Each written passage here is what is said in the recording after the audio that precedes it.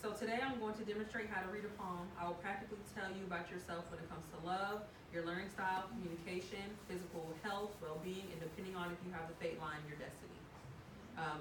So, learning the characteristics and possible fate for yourself is sometimes important. Like everyone, I'm sure, wants to know what could possibly come out of reading a palm. I have always heard things about the lines of your palm, meaning something. So I took it upon myself to learn about it. It was something I often thought about and was very interested in. So the first line I would like to start with is the heart line, which is the very first one. But the first thing you need to do is put which hand is your dominant hand. So whatever you think your dominant hand is, just put it up. This would leave your opposite hand as your future life hand. So, meaning whatever I'm reading to you will be your future. So both hands are usually different. Like if you look at your hands, the lines aren't the same. They can be similar, but they're not exactly the same. Depending on your lines, it would determine if you're content or selfish when it comes to love, fall in love easily, not interested in love, heart is broken easily, you freely express emotions and feelings, you have a good handle on emotions, you have many relationships and lovers, meaning you're not serious in relationships, sadness or depression, or emotional trauma. So for example, I use this hand. My heart line falls under my middle finger, so it means I am selfish when it comes to love. So if you guys just want to determine. So I have a few things. So if it falls below your index finger, you're content with love. If it begins below the middle finger, you're selfish when it comes to love. If it begins in the middle, between your index and your middle, you fall in love easily. If it's straight and short, then you have less interest in romance. If it touches the lifeline, which is the last line, that means your heart is broken easily. If it's long and curvy, freely expresses emotions and feelings.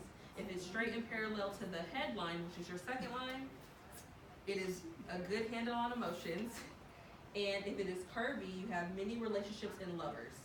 Oh, Lord. So, alrighty.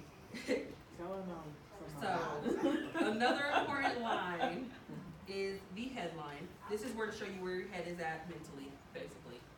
So the second line I want to talk about is the headline. Depending on your lines for this one, it can determine if you prefer physical activities over mental ones.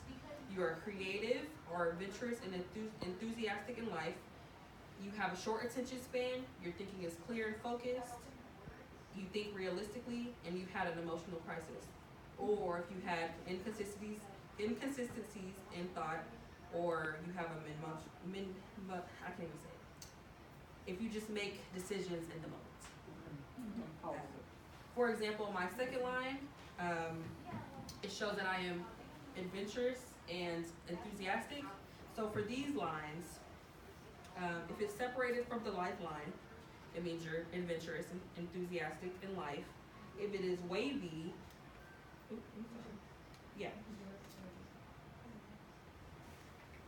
If it is wavy, that means you have a short attention span. If it is a deep, long line, your thinking is clear and focused. If you have a straight line, that means you think realistically.